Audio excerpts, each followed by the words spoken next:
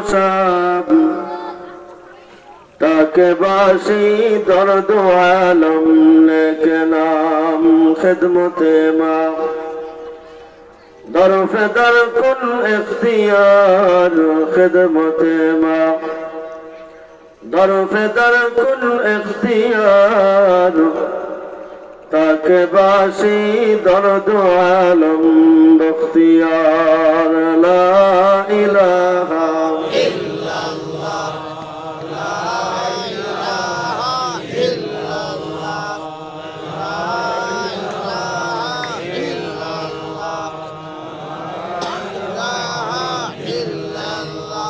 لا إله إلا الله لا إله إلا الله আমার বড় নসিব কখন কেউ তো জানে না আমার বড় নসিব কখন কেউ তো জানে না আমি মরে গেলে আমায় তোমরা ভুইলা যাও না আমি মরে গেলে আমায় তোমরা ভুইলা যাও না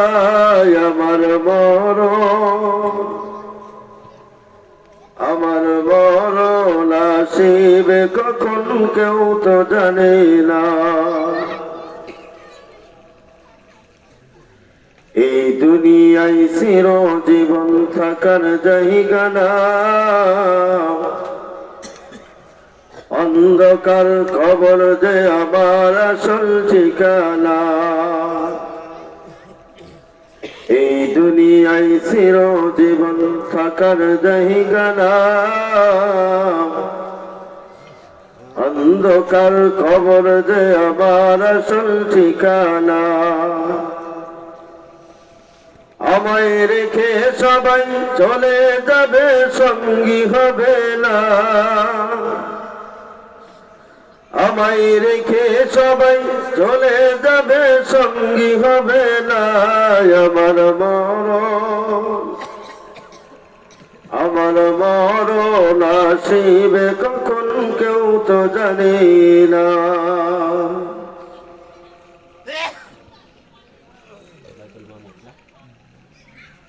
হোসেনডাঙ্গা উত্তরপাড়া বাইতুল মামুর জামে মসজিদ কমিটি কর্তৃক আয়োজনে আয়োজিত একদিন ব্যাপী ঐতিহাসিক তাফসীরুল কুরআন মাহফিলে সম্মানিত সভাপতি জনাব হযরত মাওলানা মুখলেসুর রহমান সাহেব মাহফিলটি পরিচালনায় আছেন জনাব হযরত মাওলানা আব্দুল কুদ্দুস সাহেব মাহফিলে বিশেষ আলোচক ছিলেন মাওলানা রফিকুল ইসলাম সাহেব আরো অন্যান্য ওলামা একরাম সম্মুখপানে সমবেত দিন দরদি মুমিন মুসলমান ভাইরা পর্দার অন্তরালে সুশিক্ষায় শিক্ষিতা আমার মা ও বোনেরা মহান রব্বুল আলামিনের দরবারে লাখো কোটি শুকর ও সুজুদ যে আল্লাহ রব্বুল আলামিন রমজানের পূর্বে আমাদেরকে এই হোসেনডাঙ্গা বাইতুল মামুর জামে মসজিদের মাহফিলে তথা রিয়াজুল কুরআন জালিসাতুল বাগান জান্নাতের ময়দানে এসে কোরআন হাদিসের আলোচনা বলা ও শোনার তৌফিক দান করেছেন জবান খুলে সকলে শুকর আদায় করি আলহামদুলিল্লাহ। এই মাহফিলে আপনারা আসছেন খুশি না বেজার? খুশির আওয়াজ তো এত আসতে হয় না, একটু আওয়াজ দিয়ে বলেন খুশি না বেজার? আলহামদুলিল্লাহ। আমি আলোচনার পূর্বে কিছু নোটিশ মানে 44 ধারা দিতে চাই। সেটা হলো সামনে পিছনে ডানে বামে কোথার থেকেও যেন কোনো রকমের ব্যাক সাউন্ড না আসে। বুঝাইতে পারছি? ছেলে পেলে হইহল্লা করবে, কথাবার্তা বলবে, এটা ওটা করবে, কারণ আমার কালচারে এইগুলা পছন্দ করি না। আমি যে কথাগুলো বলবো, আমি সর্বপ্রথম আমি আমার নিজেকে হেদায়েতের জন্য বলবো। বাকি আমার কথাতে যদি আপনাদের ভালো লাগে, আমলের নিয়াতে নেবেন, বোঝার নিয়াতে শুনবেন। আল্লাহ চাহে তো জীবনের অনেক অজানা কথা জানাও হইতে পারে। কি কথা বলেন? একটা মাহফিল কেন দেয়? শুধু কালেকশনের জন্য? খিচুড়ি খাওয়ার জন্য? কিসের জন্য দেয়? অনেক দিক থাকে নাকি, যে আমার জানা নেই। আলেমদেরকে নিয়ে আসা হয় যে আমরা তাদের কাছ থেকে অজানা কথাগুলো জানবো নাকি। আমরা নামাজ পড়ি না, নামাজ কায়েম করি, সালাত কায়েম করি, বুঝবেন? নামাজ পড়ি, এই নামাজের ভিতরে যে কত অজানা বিষয় আছে। কি মনে করছেন যে একটা মানুষ 50 বছর 60 বছর নামাজ পড়লো না, হুট করে কয়দিন মসজিদে যাই বড় মুসল্লি হয়ে গেছে, ওর প্রশংসায় পঞ্চমুখ, যে ওর মতো ভালো মানুষ আর দুনিয়াতে নেই, ওর মতো নামাজি আর দুনিয়াতে নেই। কিন্তু নামাজ পড়তে কি কি মেডিসিন লাগে সেইগুলা কি জানা আছে? কথা বলেন না। শুধু কি সেজদা ঢেপ দিলে রুকু দিলে কি নামাজ হয়ে যায়? নামাজ কাহাকে বলে? সালাত কাহাকে বলে? নবীজি বলেছেন, সল্লু কামা রাআইতুমুনি উসাল্লি, আমি যেভাবে সালাত কায়েম করেছি তোমরা ঠিক সেইভাবেই করো। আমরা শিখলাম কি? এই মুনাজাত করা আর হাত বাঁধা, আর হলো ওই মসজিদের বাইরে এসে কয়দিনের মুসল্লি হয়ে ইমাম সাহেবের সমালোচনা করা আর মসজিদের ময়লা আবর্জনা এইগুলা চোখে দেখে বদনাম করা। এই হলো আমাদের কৃষ্টি কালচার। কথা বলেন? একটা ভুল বলছি নাকি? তাহলে কথা বলেন না কেন? ঠিক বলছি তো নাকি? মুসল্লি হইতে হলে কয়েকটা শর্ত আছে। মুসল্লি হইতে হলে কয়েকটা কি আছে? শর্ত আছে। কারণ আমার কথাগুলো আল্লাহর আদালতে রেকর্ড থাকবে। কিয়ামতের ময়দানে প্রত্যেকটি আলফাজ, মা ইয়ালফিজু মিন কাওলিন ইল্লা লাদাইহি রাকীবুন আতীদ, জবানের কথা ছোট হোক আর বড় হোক, আস্তে হোক আর জোরে হোক, প্রত্যেকটি কথার হিসাব আল্লাহর আদালতে দিতে হবে। বুঝাইতে পারছি তো? আমার কথাও রেকর্ডিং হয়ে থাকবে, আপনারা ওই দিন মনে রাখবেন, বলবেন আল্লাহর কাছে। অধিকাংশ নামাজি জাহান্নামের দিকে যাবে, জাহান্নামের দিকে চলে যাবে। তাদেরকে বলা হবে যে তুমি তো মসজিদের সেক্রেটারি ছিলে 24 বছর, তুমি তো 24 বছরে 12 বার হজ করেছো, তুমি 24 বছরের ভিতরে 52টা ইমাম পাল্টাইছো, তোমার মতো মুসল্লি আমার গ্রামে আর এটা ছিল বলে আমার মনে পড়ে না, তা আজকে জাহান্নামের কাতারে তুমি আগে কেন? জিজ্ঞাসা করবে, উনি উত্তর দেবে, ক্বালু লাম নাকু মিনাল মুসাল্লিন, ক্বালু লাম নাকু মিনাল মুসাল্লিন ফাওয়াইলুল লিল মুসাল্লিন। নামে মাত্র মুসল্লি ছিলাম, মুসলমান ছিলাম, কামের দিকে ছিলাম। বলে যা, আরে ওই দিনকার যদি জানতাম যে হুজুর আমার বিরুদ্ধে কথা করছে, হুজুর যে আমার ভালোর জন্য করছে, যে বাবা তুমি সুদ খাও না, তাহলে আমি সভাপতি মানুষ সুদের কারবার করতাম। এখন হুজুর ঘুরি ঘুরি জুম্মার নামাজে খালি সুদের গল্পই করে, এজন্য হুজুর পাল্টা দিচ্ছে। কিন্তু আমি তো পরিবর্তন হইনি। আমি যদি পরিবর্তন হতাম, খাঁটি মুসল্লি হতাম, তাহলে আজকে আমাকে জাহান্নামে যাইতে হইতো না। এটা পুরাতন ঘটনা, নতুন করে শুনেন। ঘটনা পুরাতন, কিন্তু শুনবেন নতুন করে। আমরা জানি মরার পরে 5টা স্থান থাকে। কয়টা স্থান? এক নম্বরে হলো কবর, 2 নম্বরে হাসর, 3 নম্বরে মিজান, 4 নম্বরে ফুলসিরাত, 5 নম্বরে বিচারের ময়দান, হাউজে কাউসার যেটাকে বলা হয়। এই 5টা জায়গা। এইটাই নতুন করে শোনেন যে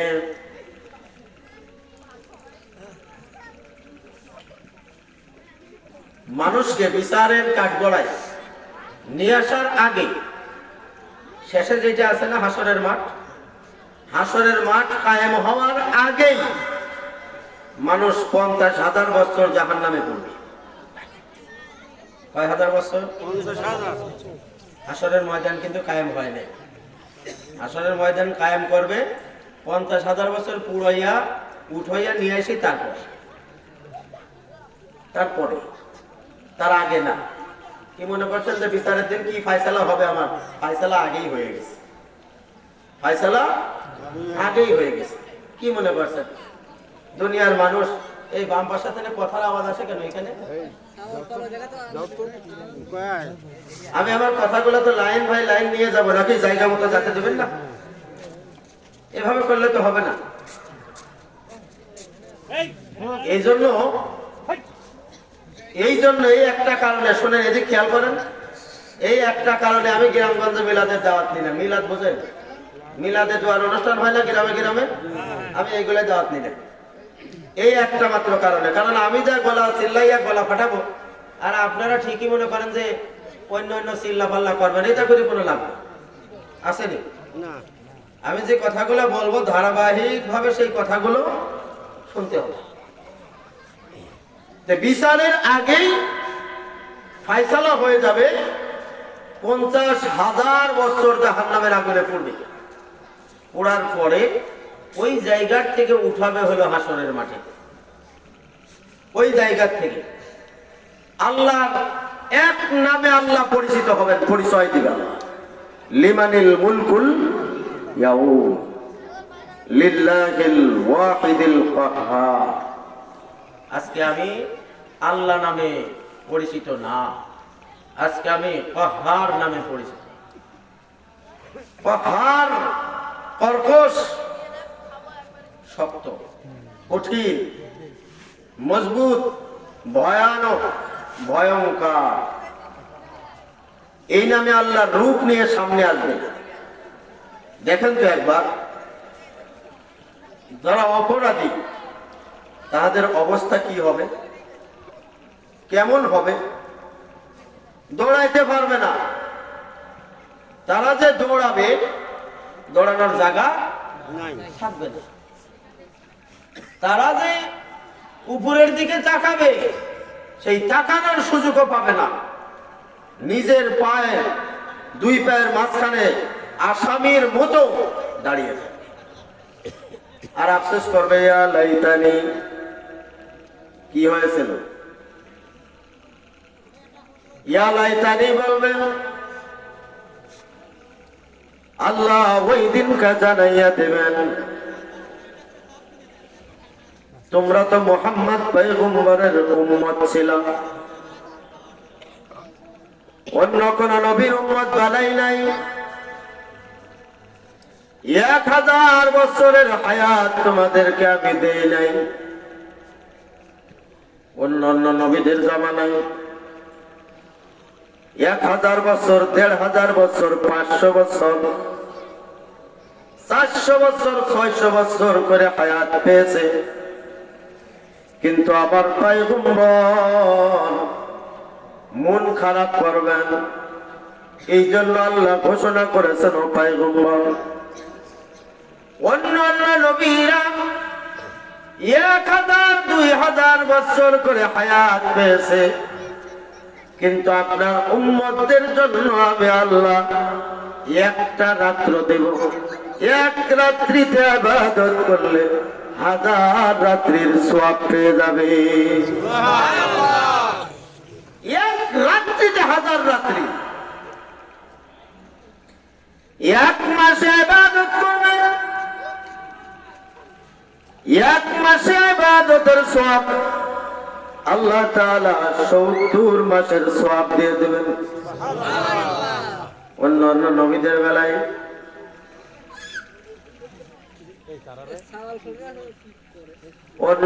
নবীদের বেলায় এই অফার ছিল না। এজন্য আল্লাহ বলেন শাহরু রমাদান আল্লাযী উনজিলা ফীহিল কুরআন, কোরআন অবতীর্ণের মাস হলো রমজান মাস, কোরআন নাজিলের মাস রমজান। কোন নবীর জীবনীতে রমজান মাস আসে নাই,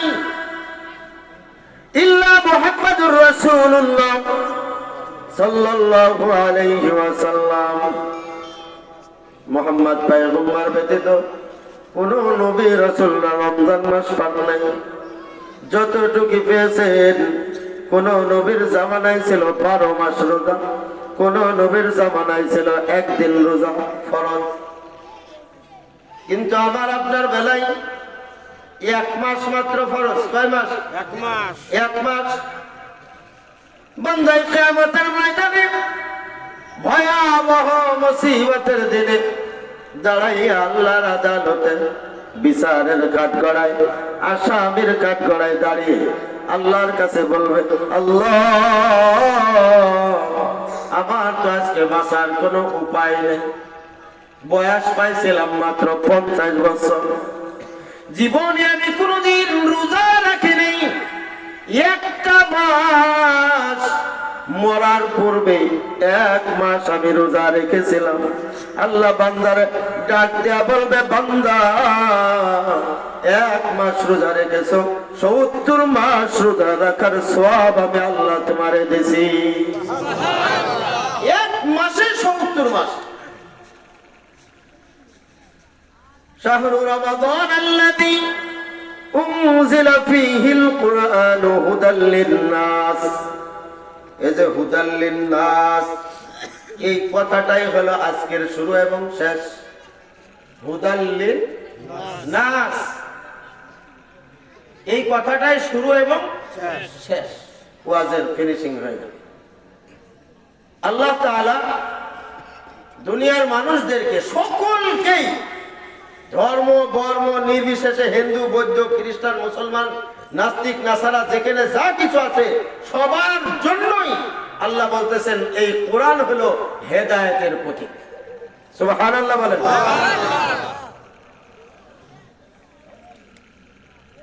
এই কোরআন সবার জন্যই হেদায়েতের প্রতীক। কি মনে করেছেন খালি মুসলমানদের জন্যই? হ্যাঁ, খালি যদি মুসলমানদের জন্যই হইতো তাহলে আল্লাহ তাআলা ওই বেধর্মী গুলারে বসাই বসাই খাওয়াইতো। কথা বলেন। আল্লাহ জানাইছেন এই পৃথিবীর ভিতরে যতগুলা জাতি আছে, সমস্ত জাতির থেকে আল্লাহর কাছে সবচেয়ে পছন্দের জাতি ছিল ইহুদি জাতি। কোন জাতি? ইহুদি জাতি ছিল। বলবেন যে তাহলে মুসলমান, মুসলমান এটা মাইনাস হলো কিভাবে, সেটা বলতেছি। ইহুদি জাতিকে আল্লাহ তাআলা দীর্ঘ 50 বছর, কয় বছর? 50 বছর পর্যন্ত মান্না সালওয়া, আসমান থেকে ভাজা রুটি ভুনা গোশতের ব্যবস্থা করে খাওয়াইছেন। কয় বছর? 50 বছর। কিন্তু আল্লাহ তাআলা সীমা বেঁধে দিয়েছেন, আসা রাব্বুকুম আইয়ারহামাকুম ওয়া ইন উদতুম উদনা ওয়া জাআলনা জাহান্নামা লিল কাফিরিনা হাসীরা। এরে ভাই, যেমন মেহমানদারি আল্লাহ করেছেন তেমন শাস্তিও সামনে রেখেছেন। একটা কথা আছে না, যেমন মজা তার তেমন সাজা। পাপে ছাড়ে না তার বাপের, আছে না নাই? পাপে ছাড়ে না তার বাপের। গিলাস যদি পানিতে ভরে যায়, হয় নিচে পড়ে যাবে, না হয় ভেঙে চলে যাবে। এই তো আল্লাহ জানাইয়া দিলেন, আসা রাব্বুকুম আইয়ারহামাকুম ওয়া ইন উদতুম উদনা। তোমাদেরকে আমি সীমা লঙ্ঘন করতে নিষেধ করলাম, সীমা লঙ্ঘন করবে না। খবরদার, দুনিয়ার ভিতরে তোমরা সীমা লঙ্ঘন করিও না। যদি করো তোমাদের জন্য ওয়াজআলনা জাহান্নামা লিল কাফিরিনা হাসীরা, জাহান্নাম থেকে আর বের হতে পারবে না, আজীবনের জন্য জাহান্নামে যাবে। জাহান্নাম থেকে কাফেররা জানালার দরজা দিয়ে ফুসকি মেরেও দেখতে পারবে না কি হইতেছে বাহিরে। কিন্তু মুসলমানদের সেই সুযোগ আল্লাহ তাআলা দিয়েছেন, মুসলমানদের জন্য রাস্তা আছে। মুসলমান যদি মার গর্ভের থেকে যদি মুসলমান হয়ে জন্ম নেয়, কিয়ামতের পরে হইলেও বিচারের পরে হইলেও একদিন না একদিন আল্লাহর জান্নাতে সে যাবে, যাবে।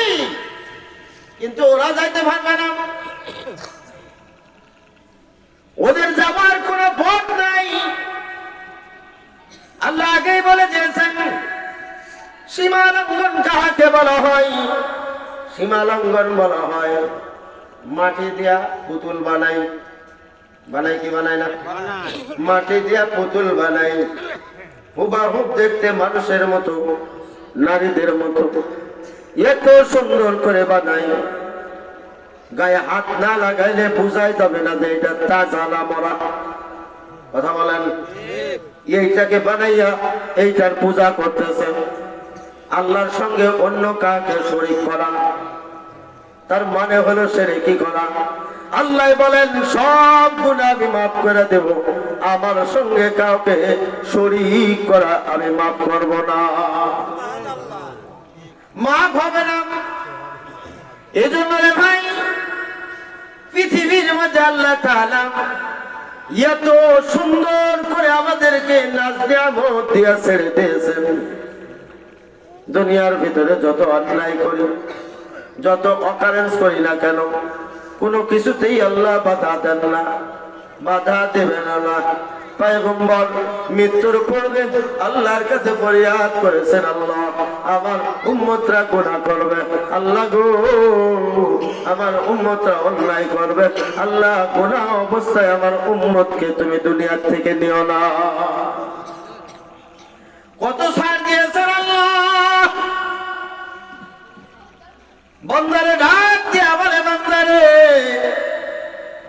একটা অন্যায় যতক্ষণ পর্যন্ত বান্দায় না করে ততক্ষণ পর্যন্ত বান্দার গুনাহ লেখা হয় না।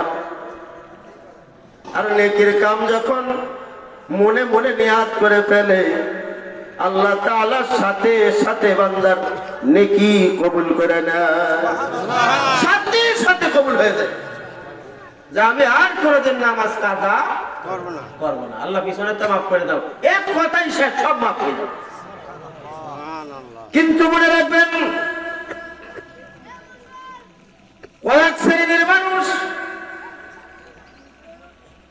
পৃথিবীর মধ্যেও মাফ পাবে না, কিয়ামতের ময়দানে আল্লাহর আদালতে মাফ পাবে না। কয়েক শ্রেণীর ভিতরে এক নম্বরে হলো আল্লাহর সাথে শিরকি করা, আল্লাহর সাথে অন্য কাউকেও শরীক করা।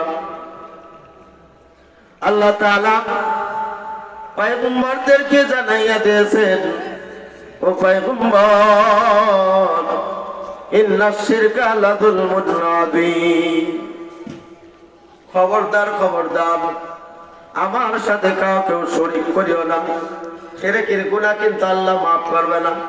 দুই নম্বরে হলো পিতা মাতার অবাধ্য সন্তান, পিতা মাতার অবাধ্য সন্তানকে আল্লাহ মাফ করে না।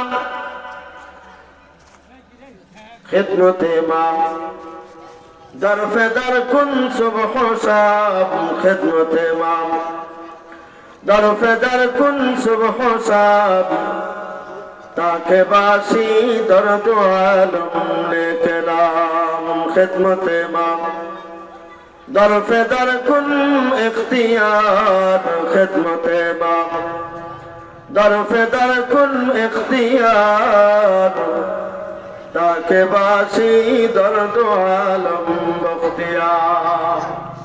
মা বাবার জন্য আল্লাহ তাআলা একাধিক আয়াতে কারিমা কোরআনুল কারীমের ভিতরে দিয়েছেন وَقَضَى رَبُّكَ أَلَّا تَعْبُدُوا إِلَّا إِيَّاهُ وَبِالْوَالِدَيْنِ إِحْسَانًا إِمَّا يَبْلُغَنَّ عِندَكَ الْكِبَرَ أَحَدُهُمَا أَوْ كِلَاهُمَا فَلَا تَقُل لَّهُمَا أُفٍّ وَلَا تَنْهَرْهُمَا وَقُل لَّهُمَا قَوْلًا كَرِيمًا কে বলতেছেন এই কথা?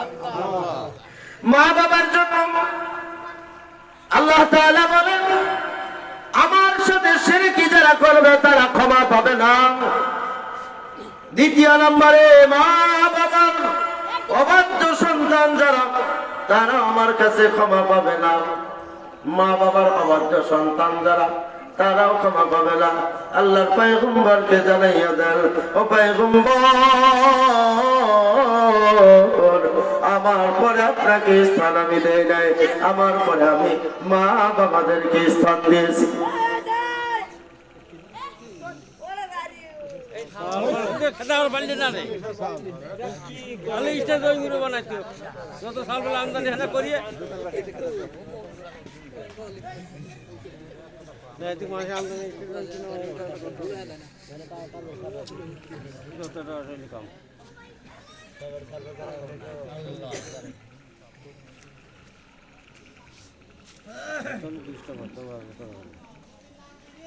وَقَضَى رَبُّكَ أَلَّا تَعْبُدُوا إِلَّا إِيَّاهُ وَبِالْوَالِدَيْنِ إِحْسَانًا পিতা মাতাকে আল্লাহ তাআলা এত পরিমাণ মর্যাদা দিয়েছেন।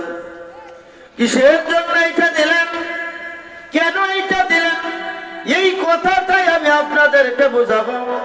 আমরা কি আসমান ফেটে জমিনের ভিতরে আসছি, পানির সাথে আসছি, মাটির থেকে উঠছি? কথা বলেন। এত সুন্দর চেহারা। আমি এই যে টঙ্গীর ময়দানে ইস্তেমার মাঠে গিয়েছিলাম, একটা কথাই খালি চিন্তা করি আর মনে মনে বলি, হায় রে, এখানে লক্ষ লক্ষ মানুষ আছে, লক্ষ লক্ষ চেহারা আছে। একটা জিনিস আমি দেখলাম, একটা মানুষের নাকের সাথে আর একটা মানুষের নাকের কোনো মিল নাই, একটা মানুষের চোখের সাথে আর একটা মানুষের চোখের কোনো মিল নাই, একটা মানুষের ঠোঁটের সাথে আর একটা মানুষের ঠোঁটের কোনো মিল নাই, একটা মানুষের চেহারার সাথে আর একটা মানুষের চেহারার কোনো মিল নাই। আসেনি? এখানে যারা বসে আছেন একবার খেয়াল করে দেখেন, একটা মানুষের চেহারার সাথে আর একটা মানুষের চেহারার কোনো মিল নাই। একই মার গর্ভে 5 সন্তান দুনিয়ার ভিতরে আসছেন, একই মার গর্ভে 5 সন্তান, 2টো মেয়ে 3টা ছেলে। 5 ভাই বোনের ভিতরে চেহারার মধ্যে কোনো মিল নাই। আছে না নাই? আছে, মিল নাই। যদি যমজ হয়ে যায় এটা আলাদা কথা, যমজ হইলে আলাদা। আবার আল্লাহ তাআলা বলেন, এই ফরমার মধ্যে আমি তোমাদেরকে কেমনে বানাইলাম। কিয়ামতের ময়দানে বান্দা পার দিকে যখন তাকাবে, অনুতপ্ত যখন হবে, নিজেকে নিজে অপরাধী ভাববে, আল্লাহ তখন বান্দাদেরকে ডাক দেয়া বলবে, ইয়া আইয়ুহাল ইনসান, ইয়া আইয়ুহাল ইনসান। মনে আছে ইনসান? শাহরু রমাদান আল্লাযী উনজিলা ফীহিল কুরআন হুদাল লিন-নাস। নাস অর্থ হলো মানুষ, ইনসান অর্থ মানুষ। আল্লাহ ডাক দিয়ে বলবেন, ইয়া আইয়ুহাল ইনসান মা গররাকা বিরাব্বিকাল কারীম। পানি নিয়ে গেল কোন? মা গররাকা বিরাব্বিকাল কারীম। এ দুনিয়ার মানুষ বলে নেই, আজকের ময়দানের অপরাধী গুলো নেই, আমি দুনিয়ার ভিতরে তো ওদেরকে সৃষ্টি করেছিলাম। একবার বল না, আমার কোন কোন জিনিসগুলোর অভাব ছিল? একবার বল, আমি কি তোদেরকে সম্মান দেই নাই? সকালবেলা ফজরের নামাজ আদায় করো নাই, জোহরের নামাজ আদায় করো নাই, আসরের নামাজ পড়ো নাই, মাগরিবের নামাজ পড়ো নাই, ইশারের নামাজ তোমরা পড়ো নাই। তারপরেও কি আল্লাহ কাউকে না খাওয়াইয়া রাখছে? না কথা বলেন। না এই ভরা মজলিসের ভিতরে অনেক আল্লাহওয়ালা আছে যারা আজকে এশার নামাজও পড়ে নাই। এরকম আল্লাহর বলে আছে না নাই? আছে কথা বলেন। আছে। কিন্তু আল্লাহকে একবারও বলে দিয়েছে, আব্দুল্লাহ তুই নামাজ পড়িস নাই কেন? নামাজ না পড়ে মুসল্লির সুরত ধরে কেন বসে আছিস? এই কথা কি আল্লাহ কাউকে বলেছেন? আল্লাহ বলেন নাই, এত সম্মান দিয়েছেন। ইয়া আইয়ুহাল ইনসান মা গররাকা বিরাব্বিকাল কারীম। তোদেরকে এত সম্মান আমি দুনিয়াতে দিয়েছিলাম। জমিনের কোনো ক্ষমতা নাই, জমিন ফসল দিতে পারে না। গাছের কোনো ক্ষমতা নাই, গাছ ফল দিতে পারে না। পুকুরের কোনো ক্ষমতা নাই, পুকুর মাছ দিতে পারে না। ও ভাই, পৃথিবীর কোনো কিছুর কোনো ক্ষমতা নেই। ক্ষমতা হলো একমাত্র আল্লাহ। ক্ষমতা আমি আল্লাহ। তাহলে বান্দা, কেন তুই আমার দেওয়া সম্মানকে অবহেলা করেছিস? এইটার জবাব দে। আমি তোকে কোন জায়গায় অবহেলা করলাম? দুনিয়ার ভিতরে তো আমি তোকে কোনো জায়গায় অবহেলা করি নাই। ও বান্দা, আমি তো তোকে কোনোদিন কষ্ট দেই নাই। তাহলে কেন রে বান্দা তুই আমার সাথে নাফরমানি করেছিস? তুই জানোস নি আমি তোকে কেমন করে বানাইছি, কিভাবে বানাইছি? এইটা জানার দরকার আছে না নাই? আছে কথা বলেন। কেমনে বানাইছি, কিভাবে তোরে বানাইছি, এত আশা করে আমি আল্লাহ তোরে বানাইছি। দুনিয়ার ভিতরে তোকে সৃষ্টি করার আগে, তোর মানুষ সৃষ্টি করার আগে, তোদের আগে আর একটা জাতি ছিল, যে জাতির নাম ছিল জিন জাতি। জিন জাতি সৃষ্টি করার আগে আরো দুইটা জাতি ছিল। একটার নাম হলো হিন জাতি, আর একটার নাম হলো বিন জাতি। হিন চলে গেল, বিন চলে গেল, জিনও চলে গেল। আমি আল্লাহ তাআলা ইচ্ছা করলাম যে মানুষ বানাবো। কি বানাবে? মানুষ বানাবো। وَإِذْ قَالَ رَبُّكَ لِلْمَلَائِكَةِ إِنِّي جَاعِلٌ فِي الْأَرْضِ خَلِيفَةً। ফেরেশতাদেরকে আল্লাহ ডাক দিলেন। ডাক দিয়া ফেরেশতাদেরকে বলতেছেন, এই জমিনের ভিতরে আমি আল্লাহ আমার খলিফা নিযুক্ত করব। খলিফা অর্থ কাকে বোঝায়? খলিফা অর্থ আমার প্রতিনিধি, মানে আল্লাহর প্রতিনিধি। আল্লাহর কথা বলবে, আল্লাহর কথা মতো চলবে, আল্লাহর কথা মতো সবকিছুই করবে। ফেরেশতারা বাধা দিয়ে আল্লাহর কাছে বলে, আল্লাহ আগে তো আরো তিনটা জাতি গেল, হিন জাতি চলে গেল, বিন জাতি চলে গেল, জিন জাতিদেরকেও আপনি মাহজুব করে দিলেন। এইবার আবার আপনি মানুষ জাতি বানাবেন, নাচ জাতি বানাবেন। আল্লাহ গো, এই জাতি আপনার অনুতপ্ত হবে না, আপনার গোলামি করবে না, আপনার নাফরমানি করবে, আপনাকে কষ্ট দিবে, আপনার কথা মতো চলবে না। আল্লাহ আপনি এই জাতি বানায়েন না। আল্লাহ বলতেছেন, ক্বালা ইন্নী আ'লামু মা লা তা'লামুন। আমি যেটা জানি এইটা তোমরা জানো, সুতরাং কথা বলো না। ও ফেরেশতারা, এই মানুষ আমি আল্লাহ বানাবো, বানাবোই। শুধু তোমাদের কাছে আমি জিজ্ঞাসা করার জন্য ডাক দিয়েছি। লিল মালাইকা, সবগুলারে ডাক দিয়েছে। ডাক দিয়ে আল্লাহ মানুষ বানাইলেন। মানুষ বানাইয়া আল্লাহ বলতেছেন, এইবার কেমনে বানাই দেখ, তোরে কেমনে বানাইছি দেখ।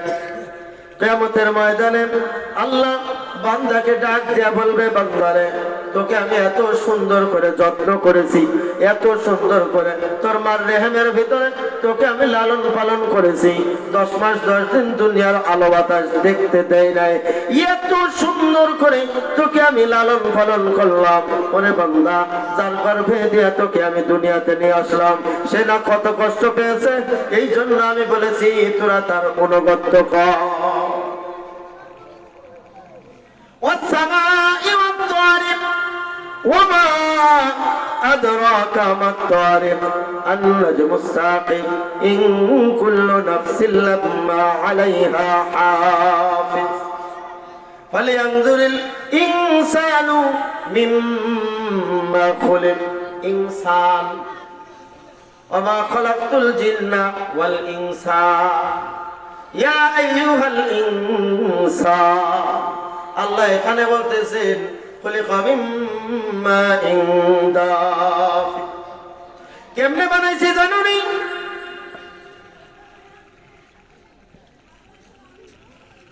বাবা এবং মা বৈধ পন্থায় যখন মেলামেশা করে, বাবার ওরস থেকে 1 ফোঁটা নাপাক পানি মার রেহেমের মধ্যে চলে যায়। দাফিক, দাফিক অর্থ হলো নাপাক বীর্য বা পানি বা নাপাক রক্ত। যখন মার রেহেমের মধ্যে চলে যায়, যাওয়ার সাথে সাথে দুনিয়ার সব সংযোগ বন্ধ হয়ে যায়। ওইটাকে আমি আল্লাহ তাআলা মার রেহেমের মধ্যে এত সুন্দর যত্ন শুরু করলাম। গুড় বানানো দেখছেন আপনারা? গুড় এরকম ডলে না পাটা দিয়ে, ডলে ডলে কি বানাই? বীজ বানাই। বীজ কি বানাই? বীজ বানাই। ডাউল ঘটে কি ঘটে না, এটারে কি কয়? এরকম করে যে ডাউল ঘটে ওটারে কি কয়? ডাল ঘোটা বা অড়ং কয়, তাই না? কিসের জন্য ঘটে? এটাকে গাঢ় বানাই ফেলে, গাঢ় বানানোর জন্য, ফিনিশিং করার জন্য। আমার আল্লাহ কত সুন্দর করে কুরআনুল কারীম দিয়ে বান্দাকে বোঝাই দিলেন। খুলিকা মিন মাইন দাফিক। বাবার রেহেম থেকে, বাবার ওরস থেকে 1 ফোঁটা নাপাক বীর্য মার রেহেমের মধ্যে যখনই আসে, সাথে সাথে আমি ওইটার মুখ বন্ধ করে দেই। দুনিয়ার আর কোনো সংযোগ ভিতরে যাবে না। ভিতরে রাখে ওই দিন থেকে যখনই যাবে, যাওয়ার সাথে সাথে ওই দিন থেকে ৮৬ দিন পর্যন্ত, ৮০ আরো 6 দিন, কয়দিন হয়? ৮৬ দিন পর্যন্ত আমার আল্লাহ বলতেছেন ভিতরে ওইটাকে বীজ বানানো হয়। শুধুমাত্র উড়নের মতো, কারেন্টের ফ্যানের মতো এত সুন্দর করে বীজ বানানো হয়। 3টার সময় এইটা থামে।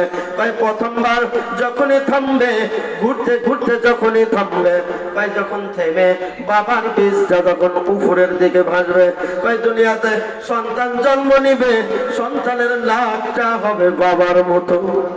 সুবহানাল্লাহ।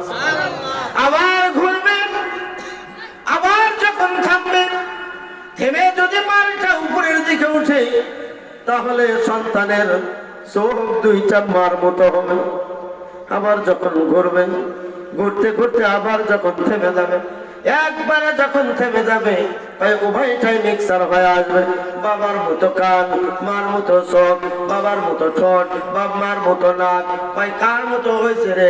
দুনিয়ার মধ্যে আসলে বলে, কেউ বলে নানির চেহারা নিয়ে আইছে, কেউ বলে বাবার চেহারা নিয়ে আইছে, কেউ বলে দাদার চেহারা নিয়ে আইছে, কেউ বলে উভয়টার চেহারা উপায় নাই, কার চেহারা নিয়ে দুনিয়াতে আইছে? বলে কে? বলে না?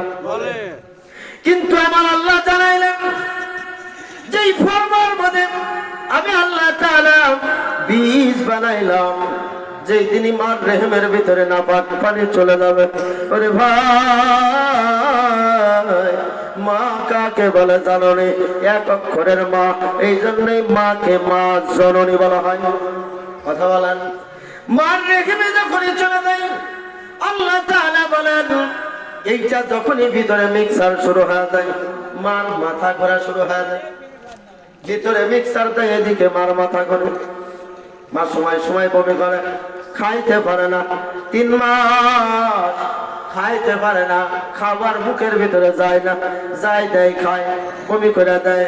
আমার আল্লাহ তাআলা ডাক দিয়া বলে, দুনিয়ার মানুষেরা রে, মার রেহেমের ভিতরে যখন তুই যাস, ৮৬ দিন পরে দেয় এইটা একটা গোশতের টুকরাও হয় না, এইটা একটা রক্তের তলায় পরিণত হয়ে যায়।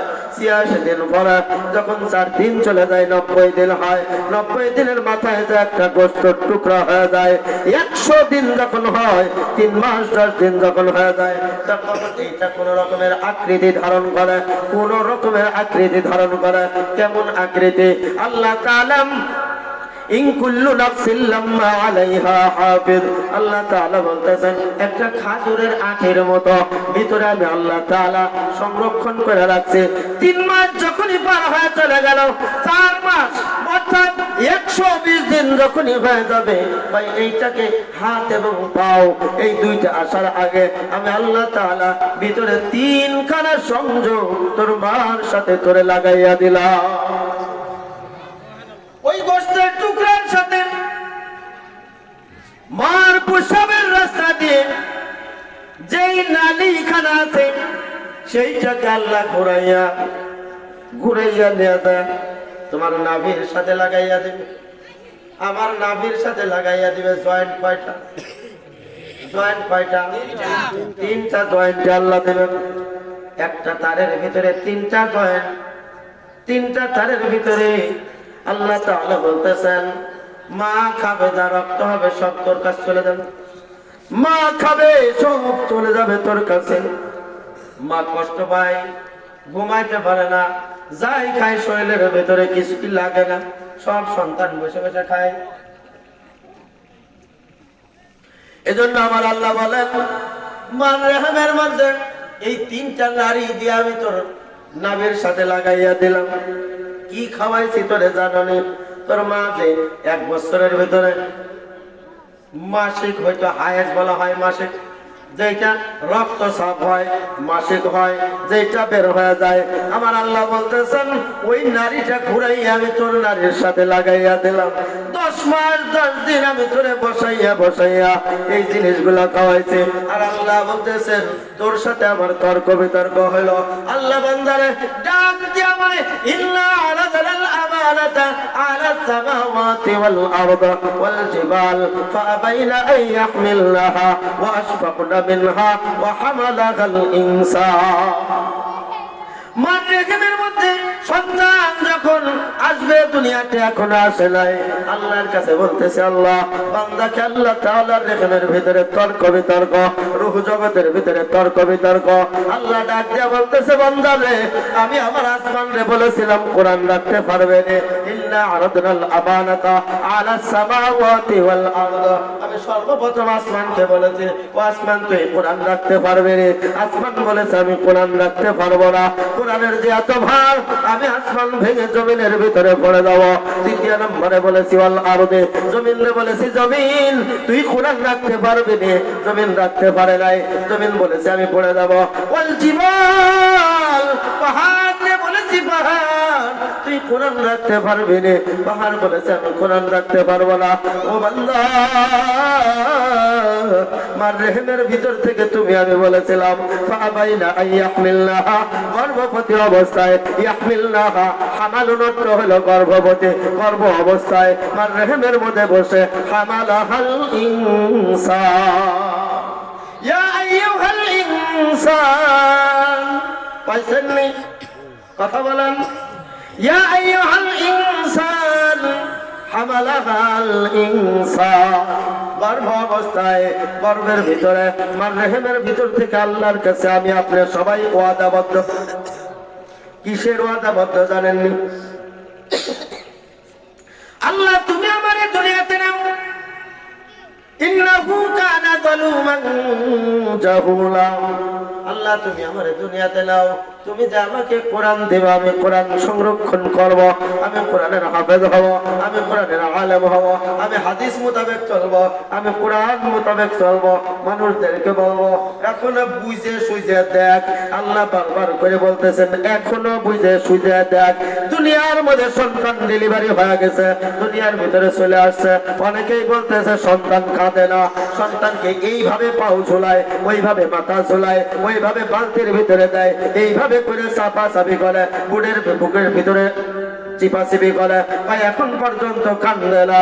কিন্তু আমার আল্লাহর ভাষায় আল্লাহ তাআলা বুঝাইতেছেন, মানুষ দুনিয়ার মধ্যে চলে আসছে, তার রূহখানা এখনো দুনিয়াতে আসে নাই। ওই আল্লাহর সাথে আলমে আরওয়াহ, রূহ জগতের মধ্যে আল্লাহর সাথে কথা বলতেছে, আল্লাহর কাছে বলতেছে, মালিক একবার তুমি আমাকে দুনিয়ার মধ্যে নাও, একবার তুমি আমাকে দুনিয়াতে দাও। এই জগৎ আর আমার কাছে ভালো লাগে না, দুনিয়ার মধ্যে নিয়ে যাও। আমি কোরআন তেলাওয়াত করব, আমি হাদিস মোতাবেক চলবো। এই ওয়াদা করেছি, আমিও করেছি, আপনিও করেছেন। যারা পৃথিবীর থেকে চলে গেছে, নবী মুহাম্মদুর রাসূলুল্লাহ সাল্লাল্লাহু আলাইহি ওয়াসাল্লামের পর থেকে নিয়ে এই পর্যন্ত যতজন মানুষ এসেছে, নবীর উপরে কোরআন নাযিল হওয়ার পর থেকে সকল উম্মতিরাই এই ওয়াদা করে আসছে, দুনিয়ার ভিতরে যখন সন্তান চলে আসে, আসার সাথে সাথে রূহখানা যখন আল্লাহ দিয়ে দিল, তখন দুনিয়ার ভিতরে এসে এমন কাঁদা কাঁদে, এইটাকে থামানোর জন্য এত চেষ্টা করা হয়, থামাইতে পারে না। এই যে দুনিয়ার ভিতরে একবার তাকায়, দুনিয়ার ভিতরে তাকাই আর থামাইতে পারে না, কান্দে আর কান্দে। দুনিয়ার মানুষ বলে এত কান্দে কেন? কিন্তু ওই মানুষটার ভাষায় বুঝাইতেছে, ও দুনিয়ার মানুষের আগে আল্লাহর কাছে কান্নাকাটি করতেছে একটা মাত্র কারণে, এই কারণেই কান্নাকাটি করতেছে।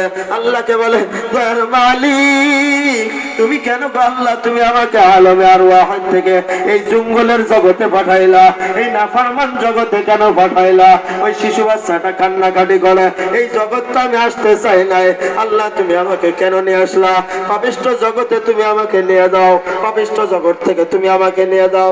আর ভালো লাগে না, দুনিয়ার সব মানুষ কান্নাকাটি বাচ্চাকে থামাইতে যায়, কিন্তু বাচ্চারে থামাইতে পারে না। এমন সময় আল্লাহ তাআলা দুনিয়ার মানুষদেরকে জানাইয়া দিলেন, ও দুনিয়ার মানুষেরা তাড়াতাড়ি করা এই ভূমিষ্ঠ